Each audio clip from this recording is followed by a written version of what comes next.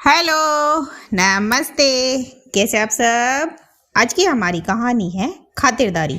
शुरू करने से पहले please do subscribe my channel. चलिए दोस्तों, कहानी शुरू करते हैं। पूनम, रोटियां ठंडी है, गर्मा गर्म बना कर दो। मामा जी खाना खा रहे हैं। आवाज सुनकर पूनम रसोई से बाहर आई। तब उसकी सास लता जी बोली, पूनम ये ठंडी रोटी ले जाओ और गर्म रोटी लाओ। पूनम बेचारी रोटी लेकर आई और फिर तवे से उतरती हुई रोटी ले जाकर देकर आई।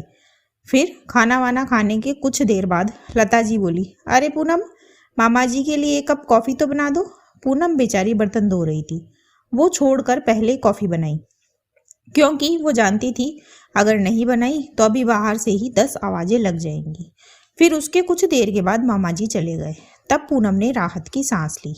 पूनम की शादी 1 साल पहले हुई है प्रदीप से। उसकी फैमिली में उसके पति के अलावा उसके सास ससुर लता जी और दिवाकर जी भी है।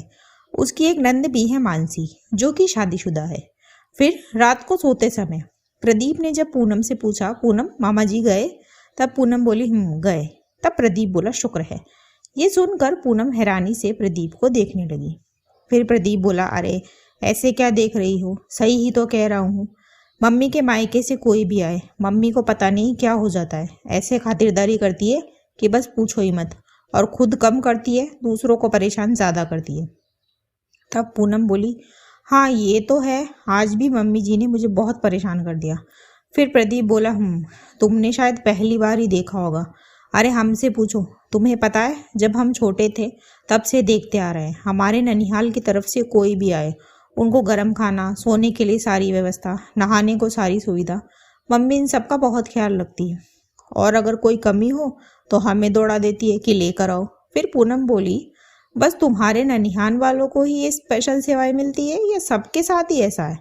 तब प्रदीप बोला, नहीं नहीं, बाकी सबके साथ नॉर्मल ही है, बस मेरे नाना मामा को ही वीआईपी ट्रीटमेंट मिलता है। वो लोग आते हैं और शामत सब किया जाती है। तुम्हें पता है मेरा पापा और दीदी का कई बार मम्मी से इस बारे में झगड़ा हो चुका है, पर मम्मी नहीं मानती। और वैसे ही मेरे ननिहाल वालों को भी खातिरदारी का कुछ ज़्यादा ही शौक है। यहाँ आकर कुछ ज़्यादा ही नखरे करते हैं। चाय ठंडी है, लस्सी गाढ़ी नहीं है, रोटियां ठंडी हो रही है, और भी पता नहीं क्या क्या। अब तुम ही बताओ, दूसरों के घर जाकर कोई ऐसा करता है क्या?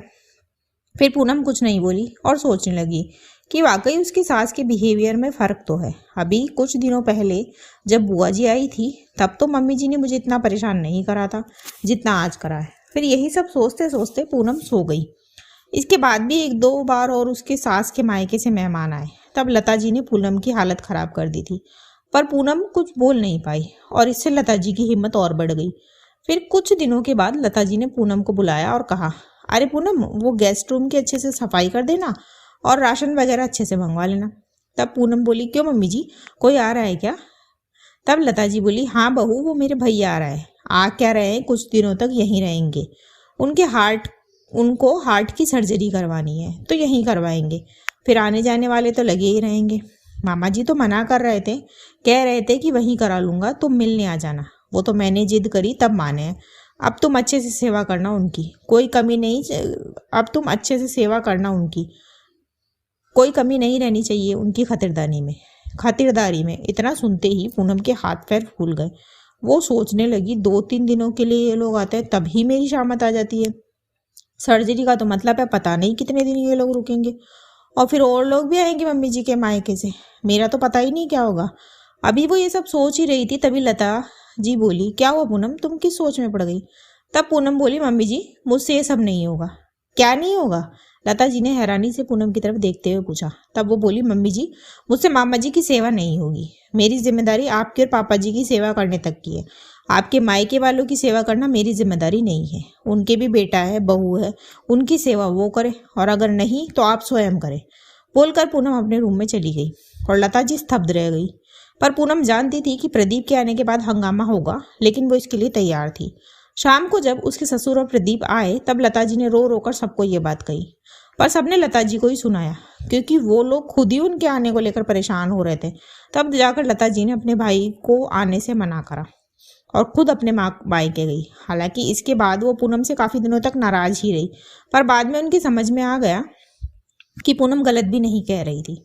दोस्तों, पूनम ने सही किया या नहीं, इसी सवाल के साथ कहानी खत्म होती है। कहानी आपको कैसी लगी मुझे कमेंट बॉक्स में ज़रूर बताएं। ऐसी ही और कहानियाँ सुनने के लिए मेरे चैनल KNY के हिंदी कहानियाँ को सब्सक्राइब ज़रूर करें। थैंक यू सो मच दोस्तों। Thanks for watching.